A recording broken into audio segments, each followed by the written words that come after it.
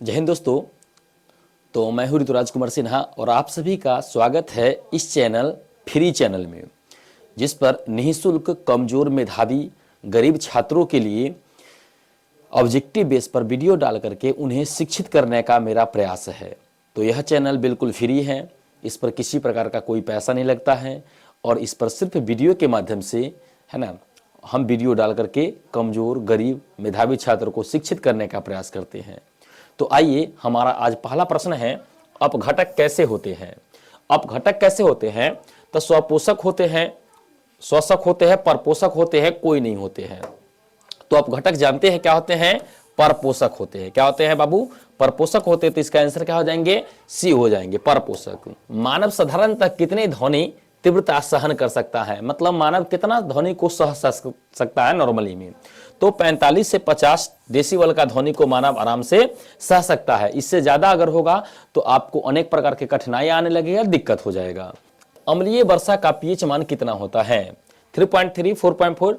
तो इसका होता है 5.5 से लेकर के 6.2 के बीच होता है। इसका आंसर भी सी हो जाएंगे। ओजोन की मोटाई किस इकाई में मापी जाती है? मतलब ओजोन परत जो है उसका मोटाई किस में मापते हैं? तो इसका हम लोग मापते हैं डॉब्सन इकाई में। किस में मापते हैं बुआ? डॉब्सन में। ऐसा नहीं कुछ बच्चे कर दीजिएगा डेसिबल में मार दीजिएगा, नहीं, गलत हो जाएगा। इसका इकाई, ओजोन का इकाई हम लोग हमेशा डॉब्सन में मापते हैं। अगला है कि ग्रीन मफलर किस प्रकार के प्रदूषण के निदान हेतु प्रयुक्त होता है? तो देखिए, ग्रीन प्रदूषण यहां पर हमारा थोड़ा ऑप्शन मिस्टेक हो गया है। जल प्रदूषण है, वायु प्रदूषण है, कोई प्रदूषण नहीं है। तो हालांकि यहां ध्यान दीजिएगा, ये होता है ग्रीन मफलर का जो इस्तेमाल किया जाता है वह ध्वनि प्रदूषण के लिए किया गया था। किसके लिए किया गया था? ध्वनि प्रदूषण के लिए। तो यहां प्रदूषण है ही नहीं, जल प्रदूषण है ही नहीं, वायु प्रदूषण है ही नहीं। तो इसमें आप कौन आंसर मानेंगे? डी, कोई नहीं। मतलब कौन प्रदूषण हो जाएगा? ये ध्वनि प्रदूषण। अगर पूछ देगा कि किसके लिए मापा जाता है तो उसके लिए क्या कहेंगे? ध्वनि प्रदूषण, है ना, ध्वनि प्रदूषण के लिए कहते हैं। ठीक ने? कि प्रकाश रासायनिक धूम कोहरा इनमें से किससे बनता है? प्रकाश रासायनिक धूम कोहरा समझते हैं। इसका प्रकाश रासायनिक धूम कोहरा कहने का मतलब होता है कि कुहा, देहात भाषा में बोलते हैं कुहा कैसे बनता है। तो देखिए, सल्फर डाइऑक्साइड, पैन एवं ढूंढा, ये नहीं होता है। Ozone, pan, nitrogen dioxide, ozone, sulphur dioxide, hydrocarbon, ये भी नहीं होता, कार्बन डाइऑक्साइड। इसमें आंसर आपका हो जाता है ए, बी नंबर ऑप्शन हो जाता है आपका। कि कौन कौन चीज के मिलने से हमारा ओजोन धूम कोहरा मतलब कि कुहासा बनता है? तो ओजोन रहता है, पैन रहता है और नाइट्रोजन डाइऑक्साइड रहता है। यह तीनों पदार्थ जब एक साथ मिलते हैं तो कुहासा यानी कि कोहरा बनता है, जिसके कारण हमको देहात में चलने में, गाड़ी उड़ी चलाने में, रोड पर दिक्कतें आने लगती है। इनमें से कौन सा नर युग्मक से संयोज करके भ्रूण पोष बनाता है? मतलब जो भ्रूण को पोषण देता है। मैंने दोहरा निषेचन में बताया था कि प्रथम शुक्राणु के अंडाणु क्या कहता है? परागकण प्रथम के साथ संयोग करके जाइगोट बनाया था। लेकिन जब जो द्वितीय केंद्रक जो था उसके साथ द्वितीयक परागकण क्या किया था? निषेचन किया था और भ्रूण पोष बनाया था। तो यहां हो जाएगा द्वितीयक केंद्रक। इसका आंसर हो जाएगा बी नंबर, सॉरी ए नंबर हो जाएगा, द्वितीयक केंद्रक। अगला है, मासिक चक्र के दरमियान किस दिन अंडोत्सर्जन होता है? मतलब स्त्री में मेंस्ट्रुअल साइकिल के किस समय अंडाणु बनता है? तो वह बनता है बाबू, ध्यान दीजिएगा, इसका एक एवरेज अनुमान तरह होता है 12 से लेकर के 12वां दिन। ऐसा तो होता ही नहीं है। 14 से लेकर 15वें दिन, है ना, 8 से 10वें दिन। देखिए, इसका अप्रॉक्स देखा जाए तो इसका होता है 12 से लेकर के 14वां दिन के बीच। लेकिन यहां पर 12 से 12वां दिन है, 14 से 15वां दिन है। तो हमें जाना पड़ेगा आंसर में बी नंबर। मतलब 14 से 15वां दिन क्या होता है? अंडोत्सर्ग होता है। अगर इस समय में क्या किया जाए, सेक्स की प्रक्रिया किया जाए, तो स्त्री 100% बल्कि नहीं 99% है कि प्रेग्नेंट होने का संभावना होता है। एक्रोसोम किसका संभाग है? बताए थे हमने कि एक्रोसोम शुक्राणु का शीर्ष भाग होता है। तो आइए, मानव शुक्राणु का मध्य भाग नहीं होता है, ब्लास्टोसिस्ट नहीं है, मानव शुक्राणु का शीर्षस्थ भाग। यही क्या हो जाएगा? इसका आंसर हो जाएगा, यानी कि इसका आंसर क्या हो जाएगा? सी नंबर। मानव शुक्राणु का शीर्षस्थ भाग क्या होता है? एक्रोसोम होता है। अगला प्रश्न कह रहा है, इनमें कौन सा यौन संचारित रोग है? मतलब कौन सा रोग है जो सेक्स करने से एक व्यक्ति से दूसरे व्यक्ति में फैलता है? तो टाइफाइड ये है ही नहीं, गोनोरिया, जी हां, यही है रोग जो सेक्स करने से फैलता है। इसके अलावा सिफिलिस हो जाएगा, ट्राइकोमोनास वेजाइनलिसिस हो जाएगा, इसके अलावा एड्स हो जाएगा, है ना। ये सभी रोग क्या है? सेक्स करने से फैलता है। तो इसमें से जो ऑप्शन है इसके अनुसार हमें क्या मारना पड़ेगा? B number answer. सीधे शुक्राणु को अंडाणु से सम्मिलित कराने की क्रिया को कहते हैं। मतलब सीधे आप शुक्राणु को अंडाणु से मिला दीजिए, सेक्स की प्रक्रिया ना हो, और डायरेक्ट क्या करिए, सेमिनेशन की प्रक्रिया करा करके शुक्राणु को अंडाणु से मिलाई तो क्या होगा, तो ट्राईउरेट्राइन ट्राइफार नहीं, ये नहीं होता है। अंधडिंब वाहिनी स्थानांतरण, ये भी नहीं होता। भ्रूण स्थानांतर विधि, ये भी नहीं होता। अंतःकोशिकीय शुक्राणु निक्षेपण, जी हां, इसका आंसर डी हो जाएगा, अंतःकोशिकीय शुक्राणु निक्षेपण। इसमें क्या होता है, ट्यूब के माध्यम से शुक्राणु को क्या कहता है, अंडाणु पर डायरेक्ट इंप्लांट कर दिया जाता है, ताकि डायरेक्ट ही क्या होगा, आपका फर्टिलाइजेशन की प्रक्रिया हो जाए। किस आरएनए को क्लोवर लीफ नहीं बल्कि फ्लोवर लीफ मॉडल होता है, मतलब किसके पास फ्लोवर लीफ के समान क्या होता है, मॉडल होता है, तो ये आपके पास होता है टीआरएनए के पास। टीआरएनए को फ्लोवर लीफ के नाम से भी हम लोग क्या करते हैं, जानते हैं। टीआरएनए को फ्लोवर लीफ के नाम से जाना जाता है। पृथ्वी पर जीवन की उत्पत्ति से संबंधित पुस्तक किन्होंने लिखी, पुस्तक लिखी गई थी, मतलब कि पृथ्वी पर जीवन का उत्पत्ति कैसे हुआ, वह पुस्तक कौन लिखी। तो देखिए, इसको कई सारे वैज्ञानिक ने अपना अपना पुस्तक लिखा था, जिसमें ओपेरेन द्वारा भी लिखा गया था, हेल्डेन द्वारा भी लिखा गया था, डार्विन द्वारा भी लिखा गया था, सब तो लिखा गया, मतलब उपयुक्त द्वारा, मतलब सभी के द्वारा। तो इसका आंसर क्या हो जाएंगे, डी हो जाएंगे। इनमें से सभी के द्वारा क्या किया गया था, पुस्तक लिखा गया था। डीएनए अणु में साइटोसिन 18% है, तो एडेनिन का प्रतिशत कितना होगा। इसको कई बार हम बताए थे कि नाइट्रोजनस क्षार में हम जानते हैं कि कितने प्रकार के पाए गए थे। एक पाए गए थे हमारा प्यूरिन, और एक पाए गए थे हमारा पैरामिडिन। प्यूरिन में क्या थे, हमारा दो प्रकार के क्षारक थे, एक था एडेनिन और एक था गुआनिन, है ना। और इधर क्या था, पैरामिडिन में था हमारा थाइमिन, और एक साइड था साइटोसिन। देखिए, प्यूरिन बराबर क्या है, पैरामिडिन, PAR लिख देते हैं यहां पर। प्यूरिन बराबर पैरामिडिन है। अगर मान लीजिए 100% कोई चीज है, तो 50% हमारा क्या हो जाएगा, प्यूरिन हो जाएगा, और 50% हमारा क्या हो जाएगा, पैरामिडिन हो जाएगा। तो देखिए, 50% में आधा ये होगा एडेनिन, आधा गुआनिन होगा, इधर 50% में आधा थाइमिन होगा, आधा साइटोसिन होगा। तो यहां पर हमको दे दिया है कि साइटोसिन कितना है, 18%, मतलब ये 18% है ना। जब ये 18% है, तो हम जानते हैं प्यूरिन बराबर पैरामिडिन। जब ये साइटोसिन 18% है, तो इसके बराबर में सीधे सीधे गुआनिन हमारा क्या हो जाएगा, 18%। मतलब अगर इस दोनों को ऐड कर दिया जाए तो कितना हो जाएगा हमारा, 18 दूनी 36%। तो हमारे पास 100 - 36 बच जाएगा, तो कितना हो जाएगा हमारे पास, 64% बच गया है, सॉरी आपका, हाँ 64% बच गया।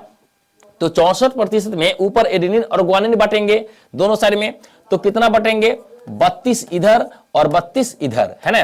तो पूछ रहा है किसका, एडेनिन का प्रतिशत है। एडेनिन का प्रतिशत हमारा क्या हो जाएगा, 32%। क्या हो जाएंगे, 32%। क्लास के रूम में बताया गया था, कई बार वीडियो में बताया भी गया है। इसका क्या हो जाएगा आंसर, 32%। अगर कहे हैं साइटोसिन 18%, तो एडेनिन का प्रतिशत कितना, तो 32। अगर यहां पर कह देता थाइमिन 32%, तो गुआनिन कितना था, गुआनिन कितना हो जाता, 18%। आप लोग आराम से निकाल लेंगे इस फॉर्मूला पर। है कि विडाल जांच किससे संबंधित है। ये विडाल एक प्रकार का जांच होता है जो किससे कहते हैं, एड्स से नहीं, इसके लिए एलिसा या पीसीआर किया जाता है, टाइफाइड, जी हां, इसी के लिए क्या किया जाता है, विडाल परीक्षण किया जाता है ना। विडाल परीक्षण टाइफाइड के लिए क्या आता है, एड्स के लिए पूछेगा तो क्या हो जाएगा, उसके लिए क्या आता है, या तो आपका करिए एलिसा परीक्षण, या तो करिए आप लोग मलेरिया रोग फैलता है। मलेरिया रोग किससे फैलेंगे, तो सभी के सभी महिलाएं मच्छर ही बीमारी फैलाता है। तो नर क्यूलेक्स मच्छर से नहीं होते हैं, नर एनोफिलिस से नहीं होते हैं। मलेरिया रोग किससे होते हैं, मादा एनोफिलिस मच्छर। ये क्या हो जाएगा, हमारा आंसर हो जाएगा, यानी कि इसका आंसर क्या हो जाएगा, सी हो जाएगा, है ना। मादा एनोफिलिस मच्छर अगर आपको काट लेता है तो आपको मलेरिया रोग हो जाएगा। इससे बचने के लिए क्या किया जाता है, सिनकोना की छाल से बना दवा बेलाडोना या क्लोरोक्विन का इस्तेमाल किया जाता है। अगर आपको हो गया तो आपको ये दवा खाना पड़ेगा, तब जाकर के आप ठीक होइएगा। जीवाणु में पाया जाता है, मतलब जीवाणु में क्या पाया जाता है, तो आरएनए प्लाज्मिड, जी हां, ये प्लाज्मिड और डीएनए पाया जाता है, आरएनए नहीं, ए भी नहीं, ए भी नहीं। इसका आंसर क्या हो जाएगा, ए हो जाएगा, प्लाज्मिड प्लस डीएनए पाया जाता है। शहद का निर्माण करता है, शहद जो है हम लोग खाते हैं, हनी, उसका निर्माण कौन करता है, नर मधुमक्खी या दोनों, ए भी नहीं करते हैं, रानी मधुमक्खी ये नहीं करते हैं, ए भी दोनों नहीं करते हैं, कार्यकर्ता मधुमक्खी, जी हां, कार्यकर्ता मधुमक्खी या सेविका मधुमक्खी जो होता है वही शहद बनाने का काम करता है। तो इसका आंसर डी हो जाएंगे। भारतीय नस्ल की किस नस्ल के संकरण से जर्सी गाय प्राप्त होता है, मतलब किस नस्ल को क्रॉस आपस में करा दिया गया भारतीय नस्ल के साथ, तो जर्सी गाय बना है। तो साहिवाल नहीं, नौमोनी नहीं, मालपी, जी हां, मालपी गाय को क्रॉस करा करके कौन नस्ल तैयार किया गया है? जर्सी गाय का नस्ल तैयार किया गया है। तो पूछेगा तो इसका आंसर क्या मारना है? मालपी। मालपी इसका आंसर सी हो जाएगा। मालपी गाय का क्रॉस करा करके जर्सी गाय प्राप्त किया गया है। पनीर में विशेष प्रकार की सुगंध आती है, किसके कारण आती है? तो बताए थे क्यूरिन एक प्रक्रिया है, क्यूरिन की प्रक्रिया द्वारा सुगंध आता है, वह किसके कारण आता है? जीवाणु के कारण। तो यहाँ कवक है, नहीं होगा, जीवाणु है। तो जीवाणु हमारा क्या हो जाएगा? इसका आंसर, सही आंसर क्या हो जाएगा? जीवाणु, बी नंबर आंसर। पुनः संयोजक डीएनए आरडीएनए तकनीकी की खोज किसने किया था? तो वॉल्टर सटन तथा एबेरी ने, जेम्स डी वॉटसन ने, हरगोविंद खुराना ने, स्टैनले कोहेल तथा हर्बर्ट वोपर ने।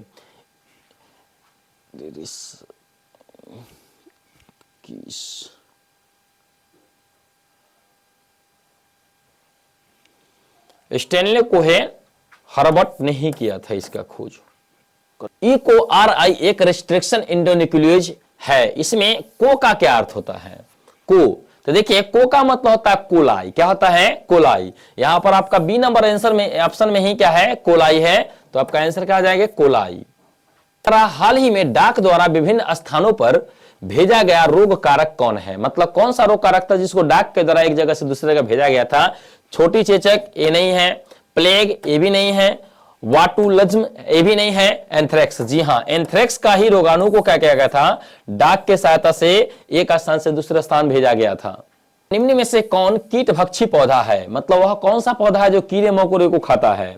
हाइड्रीला, नेप्थिदिस, ड्रेसेरा। देखिए हाइड्रीला तो होता ही नहीं है, नेप्थिस ये होता है ना, ड्रेसेरा ये भी होता है। यानी कि बी और सी, बी भी होता है, सी भी होता है, यानी कि आपका आंसर डी कह रहा है, बी और सी, यानी कि आंसर क्या हो जाएगा? आपका डी हो जाएगा। विश्व पर्यावरण दिवस मनाया जाता है, मतलब विश्व पर्यावरण दिवस कब मनाते हैं? 6 दिसंबर नहीं, 5 जून, 8 दिसंबर और 20 दोनों नहीं। तो ये कब मनाया जाता? 5 जून को क्या कहता है? विश्व पर्यावरण दिवस मनाया जाता है ना, 5 जून को मनाया जाता है।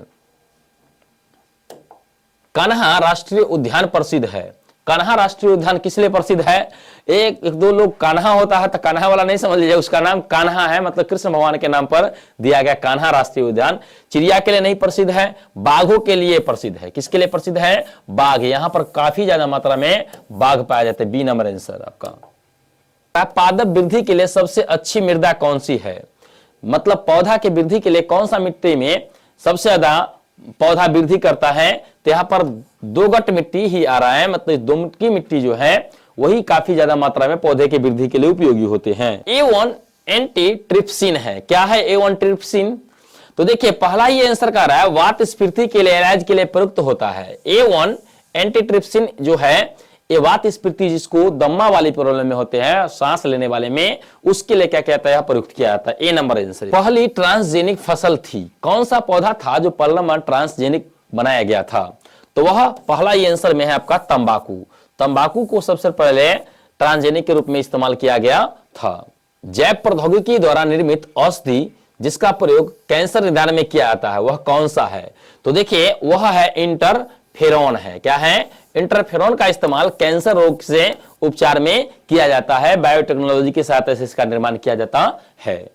शरीर में एडीए उत्पादन का स्थल है, मतलब एडीए एक प्रकार का क्या है? एंटीबॉडी के तौर पे कहा जाए वो होता है। इसका निर्माण कहां होता है? एरिथ्रोसाइट्स नहीं, ऑस्टियोसाइट्स यहां भी नहीं होता है। लिम्फोसाइट, जी हां, लिम्फोसाइट्स में क्या होता है? एडीए का निर्माण होता है ना। यह क्या करता है? प्रतिरक्षा बनाने में आपको शरीर को मदद करता है। निम्नांकित में प्लाज्मिड कौन है? निम्नांकित में कह रहा है प्लाज्मिड कौन है? HEND3 नहीं, यह क्या है? प्रतिबंधित एंजाइम है। PBR 322, जी हां, PBR 322 ही क्या है? आपका प्लाज्मिड है। और कैसा प्लाज्मिड है? ये आर्टिफिशियली है, कृत्रिम ढंग से बनाया गया प्लाज्मिड है। अगला प्रश्न कर रहा है प्रतिबंधित एंजाइम की खोज किसने किया? स्मिथ एवं नाथन ने, वॉक्समैन ने, फ्लेमिंग में, बर्गर ने। तो इसका खोज स्मिथ एवं नाथन ने ही किए थे। स्ट्रेप्टोकोकस को तैयार किया जाता है। देखिए यह प्रश्न में ऑप्शन गलत हो गया है। एस्चेरिया कोलाई में तैयार किया जाता है ना। एस्चेरिया कोलाई जीवाणु के सतह से तैयार किया जाता है, जिसमें ऑप्शन ही नहीं है। तो आप याद रखेंगे एस्चेरिया कोलाई में, इसका ऑप्शन गलत हो गया है। ईस्ट किसका प्रमुख स्रोत है, मतलब ईस्ट जो है इससे हमें क्या मिलता है, तो याद रखेंगे इससे सबसे ज्यादा मात्रा में आपको प्रोटीन प्राप्त होता है। क्या प्राप्त होता है बुआ, प्रोटीन प्राप्त होता है। आपका option number D. Mehsana, Mehsana किसकी प्रजाति है, तो हम बताए थे कि मेहसाना किसका प्रजाति होता है, भैंस का होता है। तो यहां गाय है, नहीं होगा, गैस नहीं, यहां पर भेड़ ये भी नहीं है, यहां पर बकरी ये भी नहीं है, यहां पर गैस नहीं बल्कि क्या कहा जाए, भैंस होता है। यहां पर बाई मिस्टेक हो गया है, भैंस। तो आपका आंसर क्या आ जाएगा यहां पर, बी नंबर, गैस नहीं बल्कि भैंस, भैंस का प्रजाति होता है ना मेहसाना। हेंसरडेल किसकी किस्म है, हेंसरडेल जो है किस्म है किसका है, गाय का नहीं होता है। गैस, फिर यहां भैंस, गैस दे दिया है, भैंस का भी नहीं होता है। भेड़, जी हां, भेड़ का प्रजाति होता है हेंसरडेल, है ना, हेंसरडेल भेड़ का प्रजाति है। शर्करा रुक्षांश की अधिकता से होती है अंडे में, क्या होती है, रुक्षांश की अधिकता होती है अंडे में। तो घास भूसा चारा में, मतलब कि रुक्षांश सबसे अधिक किस में होता है, घास भूसा चारा में, अनाज में, अंडे में, खनिज पदार्थों में। तो देखिए घास भूसा चारा में रुक्षांश की मात्रा बहुत ज्यादा होती है। आंसर